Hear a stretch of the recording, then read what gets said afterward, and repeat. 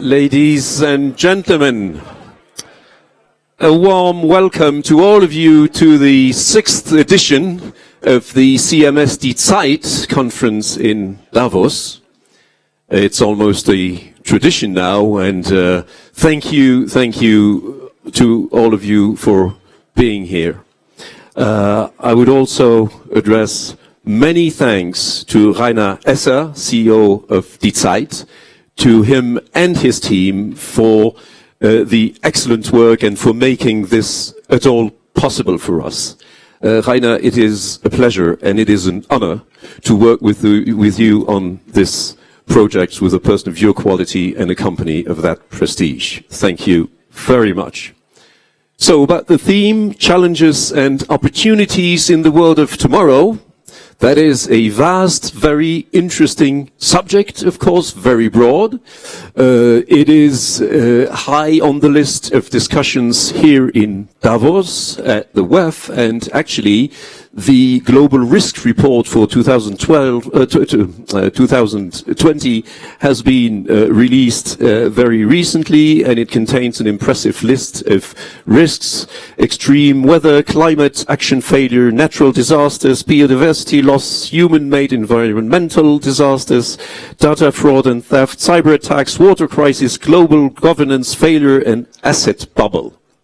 And as you can hear, climate and environmental risks are obviously dominating, and as we all know, we can observe in today's world a lot of casualties on businesses and individuals caused by extreme weather conditions.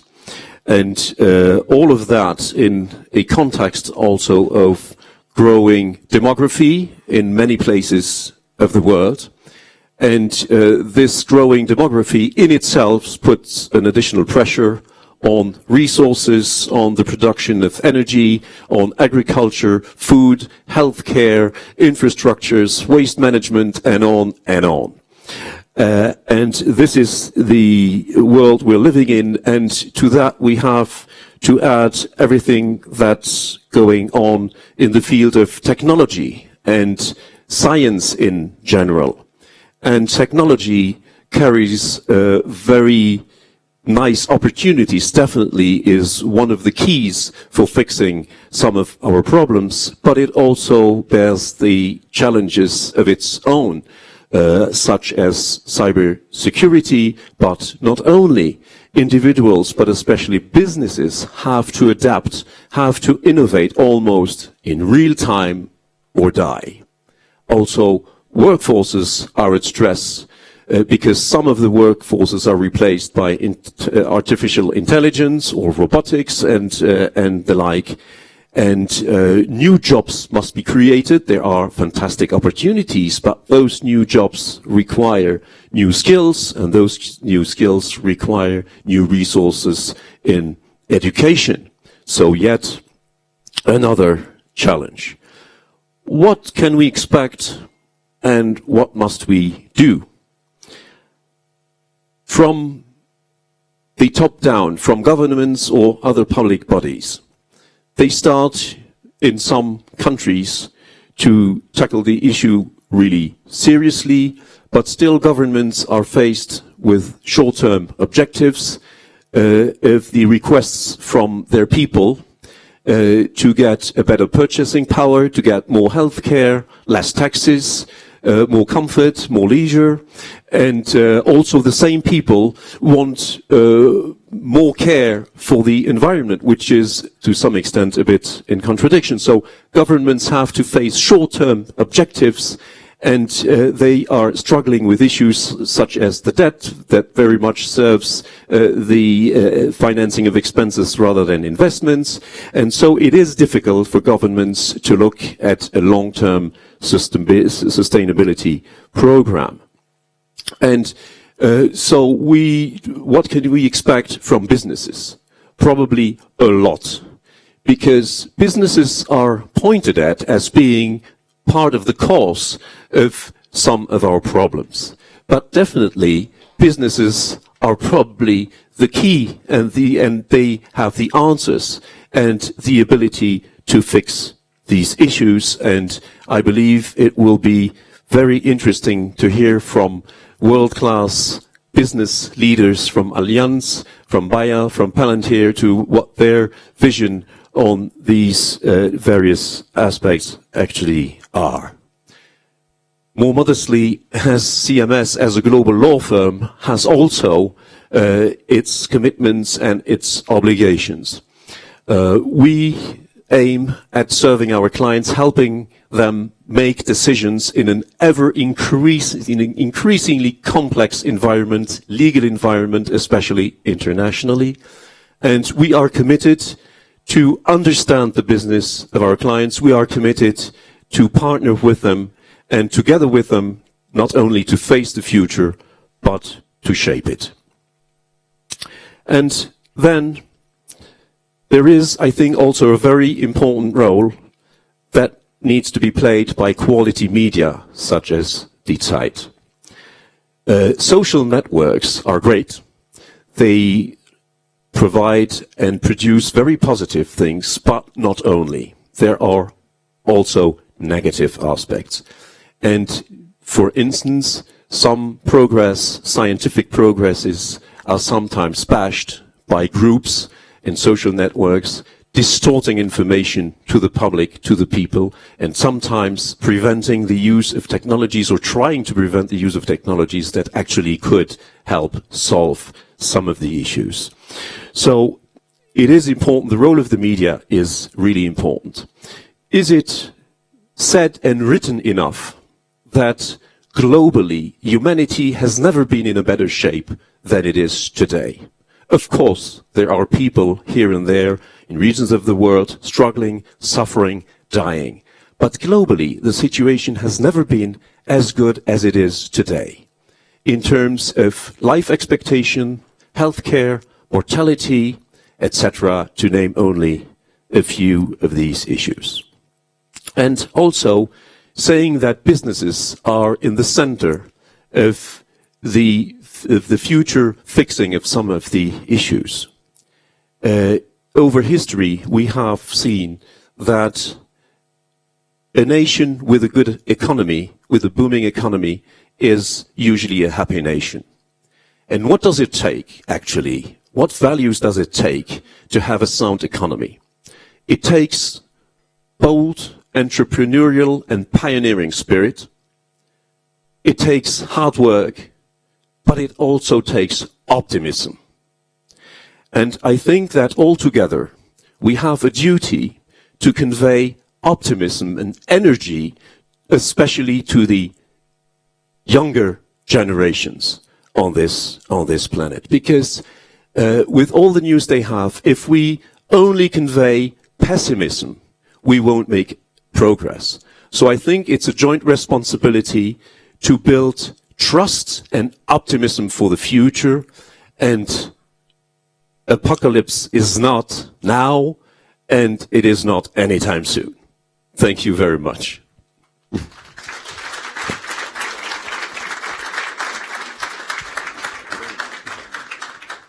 Yeah. Ladies and gentlemen, you've immediately noticed that this dashing gentleman, he is a real cosmopolitan through and through. In the international world of legal text, when it comes to great legal transaction, this gentleman is kind of James Bond.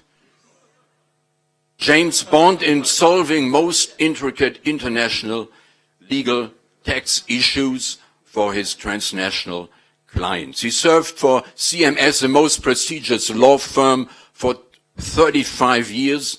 CMS having 8,000 employees in 40 countries and 73 offices. Last year, they even opened an office in Nairobi and in Joburg, South Africa, so they are globally connected and can provide global solutions for their big clients. I'm very delighted that you are here. Merci mille fois, cher Pierre-Sébastien. You all look so well dressed, and you look full of spirit and full of vigor, and you all look forward to an interesting reception with illustrious guests. Our first guest is a lady, a super lady, Laura Rudert. She was elected to Austrian National Council at the early age of 26. Then she became Federal Executive Director and then youngest ever Secretary General, where she served for 5 years. Then she attended a seminar at Stanford University, and she decided to stay there and to join the coolest, the most mysterious, the most secret startup in Silicon Valley. The name of this company, the origin is from Tolkien's The Lord of the Rings. And the most famous data program is called Gotham. You all know Gotham City, the hometown of Batman. And there she is Chief Strategy Officer right now at Palantir, and there she makes science fiction become reality.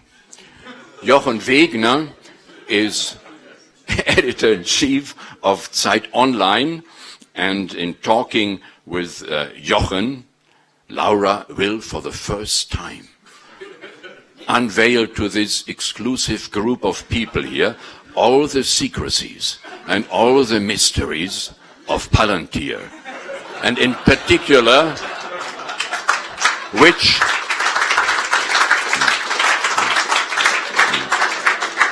and she will disclose just to us which secret services around the world work with Gotham. And if Jochen does a really good job, she will also share with us her weak points, her weak moments when she's sitting there in the Californian diaspora.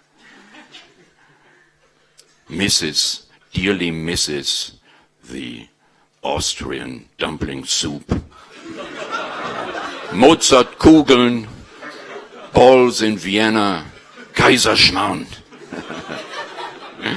And after the session with Jochen and Laura, there will be a pause, and then please come back. It will be as dramatic as with Laura.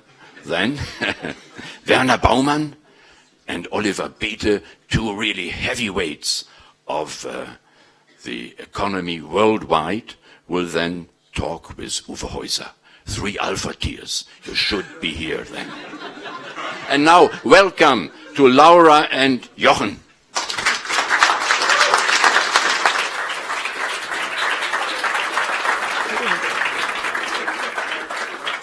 Why did I actually accept that? I don't know. Sorry. So reveal everything now. Okay.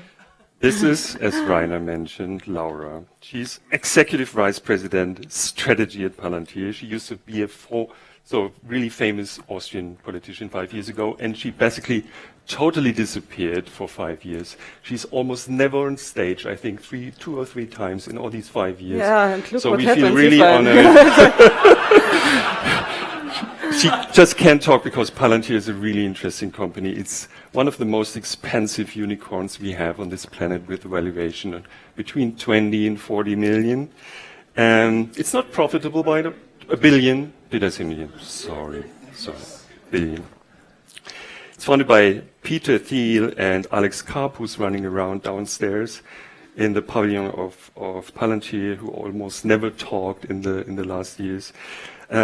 Early investor InQtel, of CIA's investment arm, and they are doing, and you will explain it later, big data analytics, like developing software that helps find patterns in huge amounts of data. You track down Bin Laden, but you can't confirm that. Today you claim, so Alex Karp claims you are preventing a terror attack every week with your software all over the planet. You're also working with the German state, I learned. You help to verify that Iran is not building nuclear weapons. You help banks to detect fraud. You help Airbus to find failures in their supply chain. Actually, 80% of your business is private. It's not public sector. And Palantir is one of the most discreet and secretive companies in the world.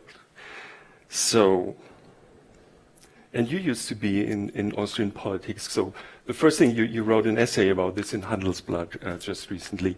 How was it to go from a socialist Austrian politician to becoming a Silicon Valley entrepreneur? So how do you look at this world with your Austrian eyes? Yeah, so like, so I actually, like, when I resigned from politics, like after 10 years, I thought, like, I had a desire after more pragmatism, right? And I thought that I would find that at the West Coast, but I had no clue what actually shall I do after politics. So I did this sabbatical at Stanford, a one-year program, and I was scared off by the West Coast mentality of, like, we find new business models and disrupt existing ones, and the arrogance, right? And then I was in a lucky situation to meet for the Bay Area very exotic company with a even more exotic, like, founder and CEO, Alex Karp and Palantir. He's a former neo-Marxist, to be precise, and we are fighting socialist. About and he has a terms, PhD with like, Habermas. Look, so he did his PhD at Frankfurt School. He was a student of Habermas, and he did the PhD in German, right? Like, you see how I struggle with speaking English. He did his PhD in German, so it's like, you can see it's a different kind of, like, the usual Silicon Valley person. He's different, but that Mendel somehow, like, through the whole company, so they do not feel that they should, like, disrupt industries, but they want to transform it. They are a little bit like bridging the worlds between software, but also, like, traditional old industry and companies. They, like, embrace inhomogeneity and bipolarity, and so I feel like it's good to be a little between the worlds, and so I managed to have best out of both worlds. So I'm in Silicon Valley, but also half of the time in Europe, because that's, like, a strong market of ours. We will talk about the ethics of your business soon, but can you describe in 5 sentences what you are actually doing at Palantir? No, I'm joking. So, thank you very much. It was a pleasure. Sorry, Rainer. So let me start with what we are not doing, okay? So we do not bring data, we do not have data, we do not take data. We are not even a data company. We're actually a software company that helps organizations and institutions to understand their data better, to drive better decisions. So we're kind of like data logistic platform in highly regulated and complex environments. So institutions and organizations rarely succeed in making most out of the data. Why? Because it's unstructured and through scale also unmanageable. And so we build, we bring them together in a Unite platform, accessible for authorized subject matter experts. And, like, easy, like, when you understand your data better, you make better decisions, you have better outcomes. So if you, if you increase production, you produce more cars. If you are more efficient in supply chain, then you, like, save money. If you understand customer markets better, you sell more, and so on and so on. So we help organizations and institutions to understand their own already accessible data better. And why does it, we will come to that, but, like, yeah. But you do Is it understandable? Because it's not easy totally to understand. Okay. So you do not collect data yourself. You Exactly. only work for companies who have data. Exactly. And the data stays where they are. And we help institutions and organizations that they use their data more efficient and make more out of their data landscape. But we are not bringing in new data. I was wondering if, so Donald Trump is here, and is your business becoming easier since he got elected or more complicated? So you're working for all the 3-letter agencies in the US, for example? All over the world in Western democracies, not just in the US, also in Europe, and I think that also answers your questions. Like, you don't care? We don't care. Like, we are a data operating system. It's like it's not on us to decide it's a good or it's a bad government. As you can imagine, I have an opinion. What's your opinion? But it's like, I'm still a social democrat, and I so support you hate secretly. what you do. we are an operating system, and I do think it's very important that Western democracies use their data better to become more efficient. And I think that's in a democracy key, that governments, no matter like that governments that are elected are working efficiency. That's like it's a need. So especially also in the security field, that make decision based on data. The elected governments become more complicated, I have the feeling. So especially when you look at the US or other countries. So one example so at least your business is watched more closely these days. So there are protests going on week after week for quite some time of students who protest at universities, do not go to Palantir, mainly because so the US government is using your software to find the parents of children who immigrated to the US, and so that's huge coverage everywhere in investigative reports and stuff like that. And so there are protests in front of the Palantir headquarter and wherever. So on micro, we are not working with this department, but I want to answer it macro because you're not an American journalist, so you will have a second and a third question, so I will answer it. Because what you are describing is, like, as I said, like we are working with Western democracies all over the world, not just in the US, also in Europe, especially the Nordics, and so on and so on. And we do that under the rules of law. Does it mean that everything that is like legal is also legitimate? No, and you have, when we are aware that we have a very powerful tool, or we give our partners a very powerful tool in their hands, so it's important to assess every single case, and I can tell you, not just in the government field, also with our commercial customers. We are working very close with the subject matter experts, with our customers, and we have a whole team. It's called privacy team.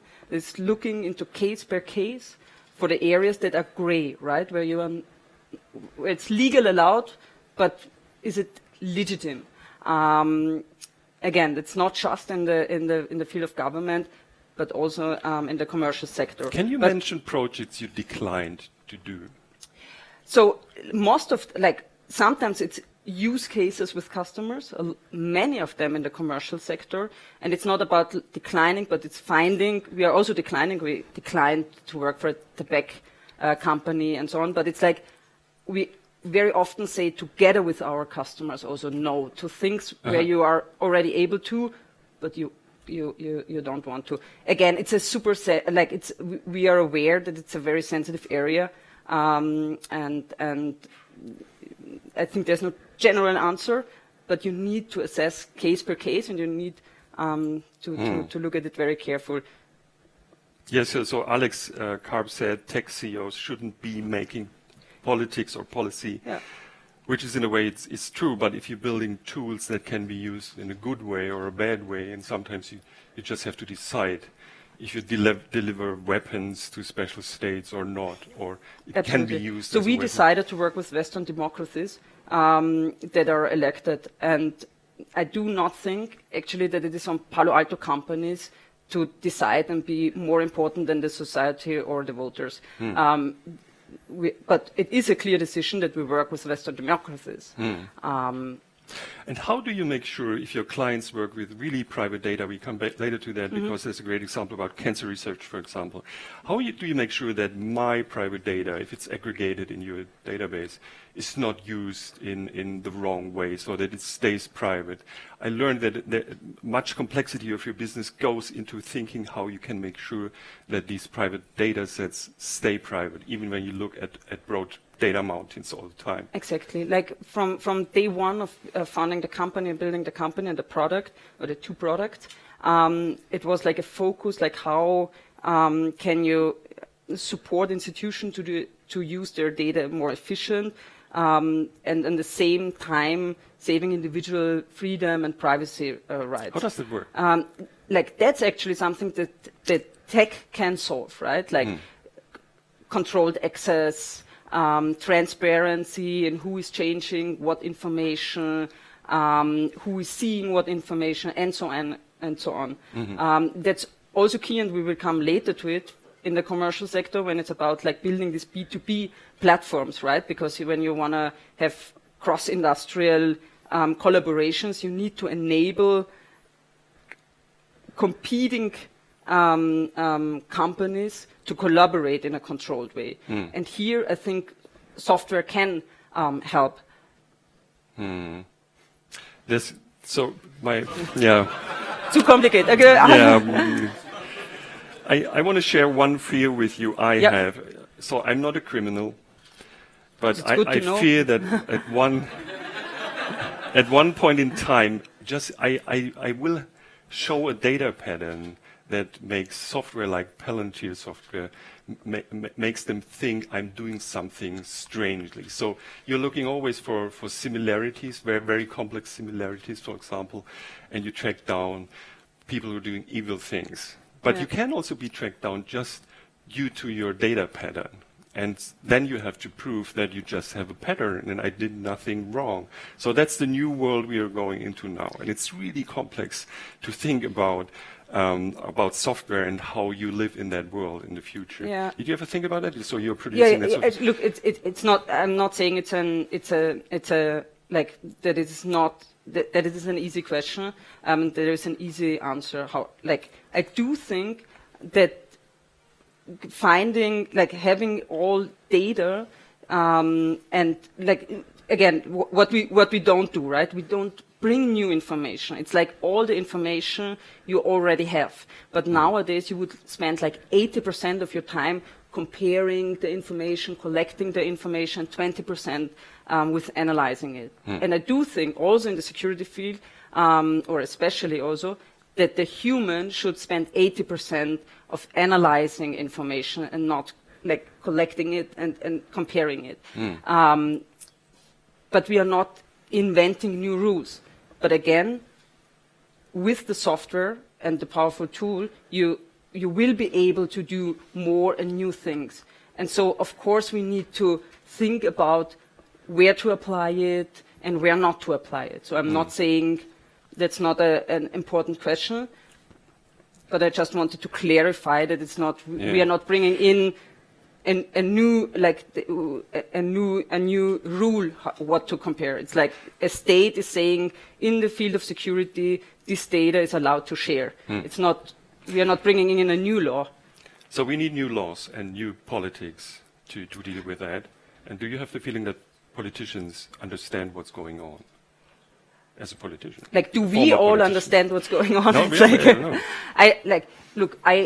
It's not on me to give like political advice. I do think that we should talk about data differently, right? We are always talking about the risk of data, risk of data, but we are never talking about the risk of not using data. Okay. The risk of not using data when it's about cancer research. The Let's risk talk about of cancer not. research. Or let me like. So I. Again, yeah. No, you're the so moderator. sorry. No. You're right. So just because you're mentioning cancer research, there was an interview in Handelsblatt some days ago with Merck CEO who famously mentioned Palantir because you have a joint venture with Merck and you try to build he said, you're building a Spotify for cancer research. What are you doing there? So the reason why we actually never talk is because our customers are much better in it. So I will leave most of the explanation to Merck. So we try to bring all stakeholders in cancer research together and let them collaborate so that they improve the R&D to cancer research faster. So institutions, scientists, researcher, and so on. And like you mentioned Merck and Stefan Oschmann, who also talked about like the importance of collaboration and cross-industrial collaboration and institutions and organizations that maybe usually or sometimes even compete with each other need to collaborate in a very controlled way in certain fields. And we see that in aviation, when you look at Airbus, we see that in healthcare, with Merck, we see that in mobility, and like there's almost no industry where not like companies and institutions collaborate with each other. Okay. Just to get the record straight, when will you go public? Like an advantage this that year, I next have compared to Mr. Baumann, I'm not the CEO, so I do not need to answer that question. Rainer, I'm so sorry.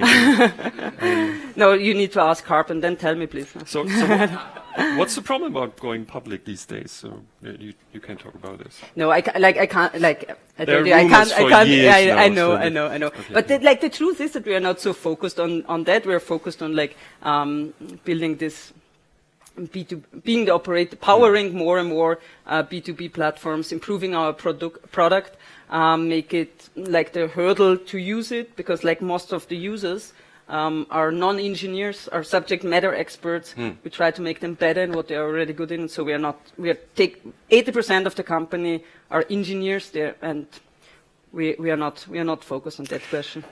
Before we come to an end, I have to ask you about your essay again. You just recently wrote about, hey, Europe is not so bad. So all the Europe bashing and the industry is just stupid and it's not Silicon Valley and stuff.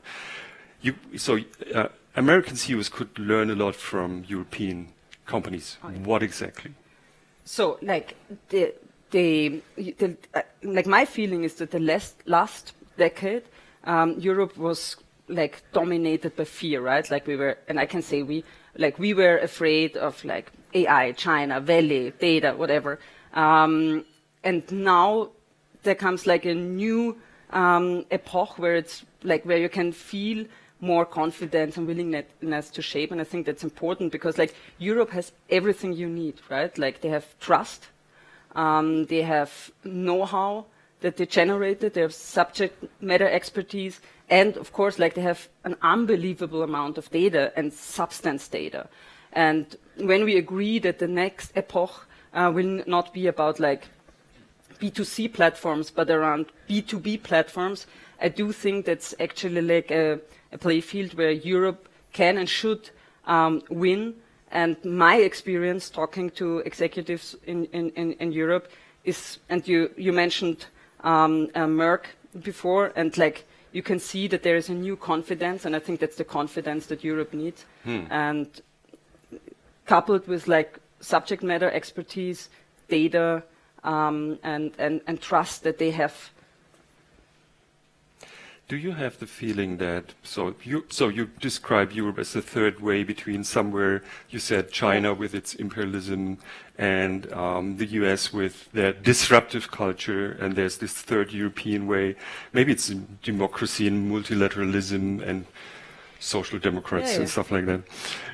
So do you have the feeling that, our system is able to solve the large problems of the planet? I think especially. Like climate. We didn't talk about climate for at least 20 minutes now.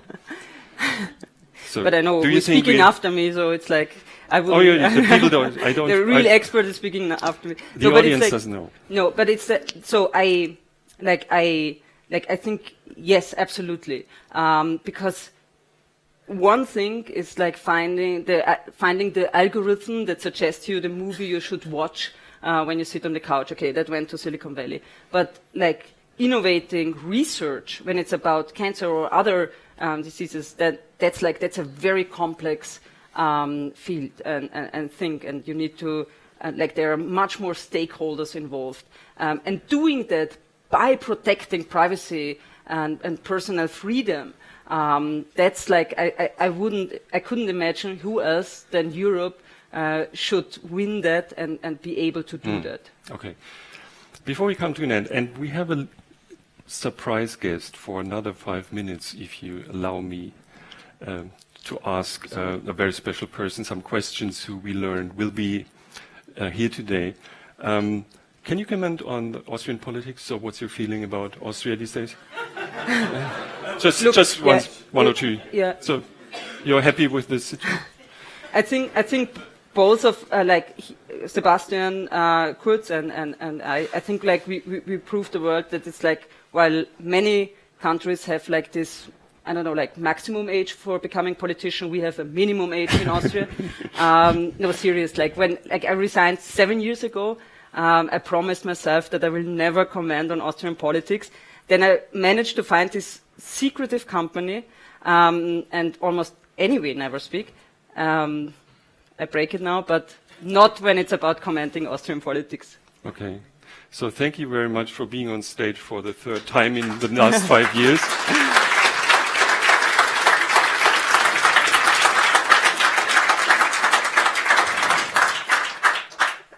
We didn't talk about climate for 20 minutes, and if you allow me to invite a special guest on stage, she's something like the thank you. Yeah, thank you. So it's really improvised because we learned she will be here. So Luisa Neubauer, who is something like the German Greta, is in the audience. And I asked her before it would be possible to ask some spontaneous questions. So please welcome Luisa Neubauer. Thank you. Hi. She's a German activist in the Fridays for Future movement, and you see her all the time with Greta, who's also around. I think it's your first time in Davos. Yes. Yes. Is it on? Yeah. Okay. Yeah. I didn't plan to come here, but then things changed. And I'm here. It's changed plans. Yeah. And you should have met a very important future head of state in this very minute, but the appointment didn't work. So it's great that you're here. So Luisa just very smartly declined an offer to join the supervisory board of Siemens Energy, as you may remember. So, which Joe Kaeser, who talked here 2 years ago, offered her. So my most important question. So you were in the Trump audience yesterday. I saw you there. Do you have the feeling that the people meeting in Davos, it's not about Trump only, but do you have the people you meet, are they really serious about climate change? It's doing something. Yeah. I'm sorry. No. So they, wow. Okay. That's a big question. So what we hear a lot is people who walk around here, they walk down the streets and they say, well done you, everyone is talking about the climate. You're so successful. And now even Siemens is talking about inviting people like to join their board. And that's nice, of course, but it kind of misinterprets our goals. Did we go on the streets to change a discourse? No. Did we go on the streets to actually change the way we deal with the world? Yes, and that's not happening. So it's nice that we see a discourse change, of course, and you could obviously see it as a first step, but it's nothing more than that, really, and it's not the reason why we're doing all that we're doing.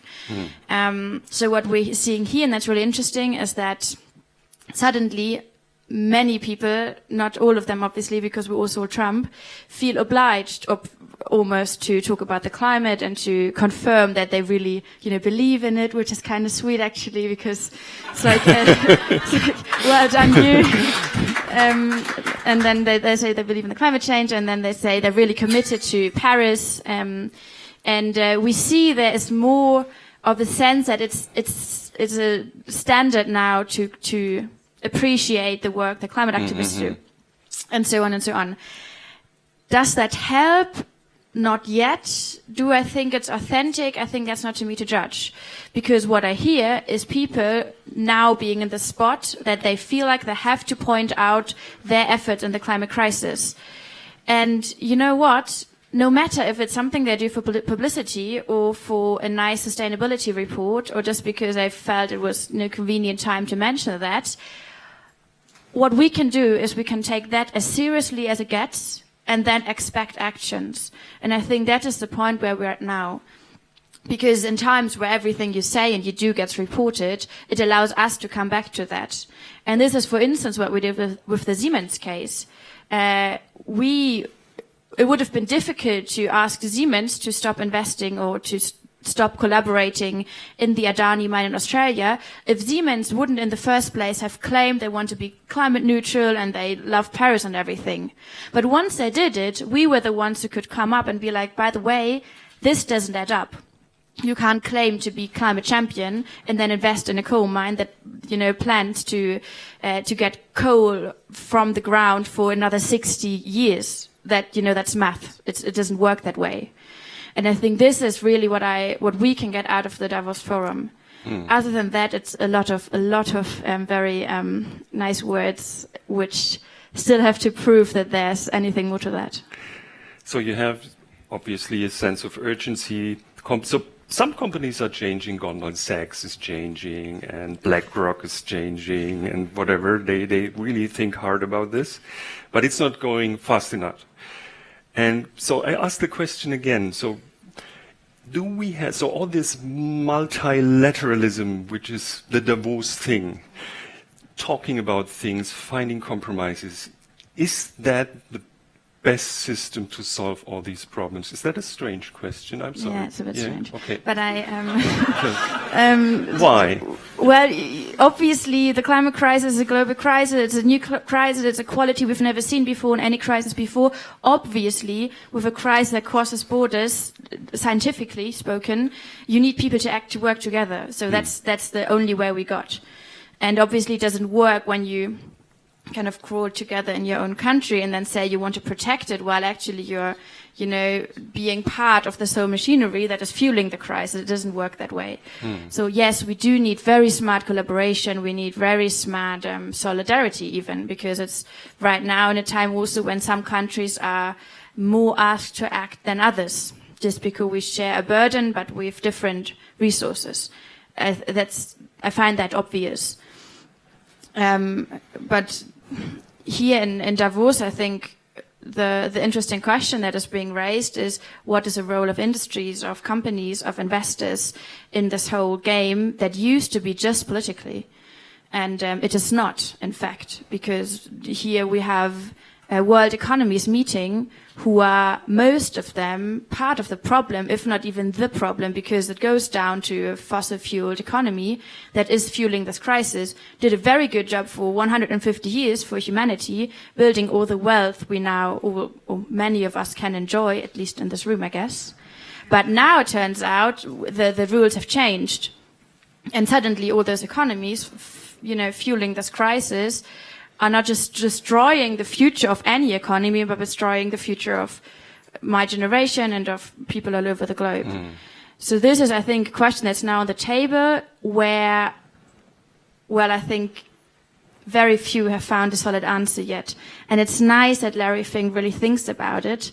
And they're still the biggest investor in coal projects worldwide. So I think maybe thinking a bit harder would be nice. And then acting.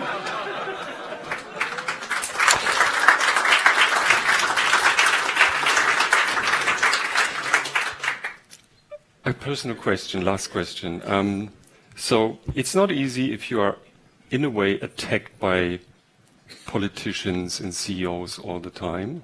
So even Donald Trump, in a way, in an abstract way, dissed you or your kind of people. And I know that there's a lot of hate on the net. How do you deal with that? That's a very nice question of you to ask, because it seems sometimes that people tend to forget that we are all humans. And you're humans. Yes, and some of us actually had other things to do before we decided it was time to act on climate. If you may allow, I would say on that question, actually we're good, I'm well, Greta is well, we're taking care of ourselves. I think we are okay with that. But I would like to make a very short comment on the apocalyptic thing that Donald Trump raised, because it was mentioned here earlier before. Yeah. And I think it's, it really worries me, because we seem to be in a time where people who are scientists, who talk about the real danger of the climate crisis, who refer to reports from the World Economic Forum, who point out the biggest risks in the world are right now climate catastrophes, that those people who point that out are called apocalyptic. And it doesn't make sense. It seems so irrational. It is irrational. And I wished we found a more realistic way, a more rational way to deal with the crisis situation. And that is that we are on a point where irreversible chain reaction is starting already, where we're reaching crucial tipping points, and we cannot talk about any plans for the future without taking into account that significant amounts of our resources, human resources, but also natural resources, are destroyed to a level that human wealth on a completely new level is in danger.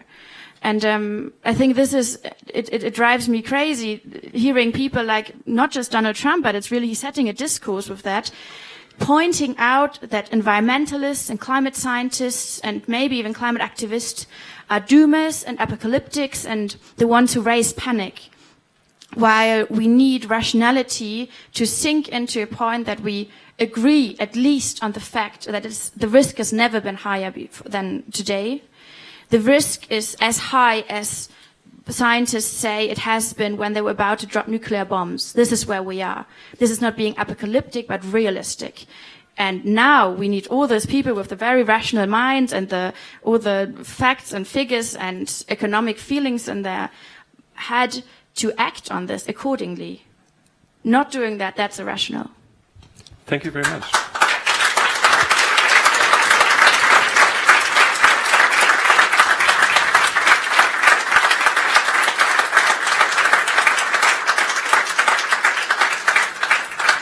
You have now the chance to talk to each other peacefully. Also to Lisa, for half an hour, exactly half an hour. Please be back with us here on stage in half an hour. And then you see the CEO of Allianz, which will be really interesting, and Bayer, talking with Uwe Jean Heuser, the mastermind of economics journalism in Germany. Thank you very much.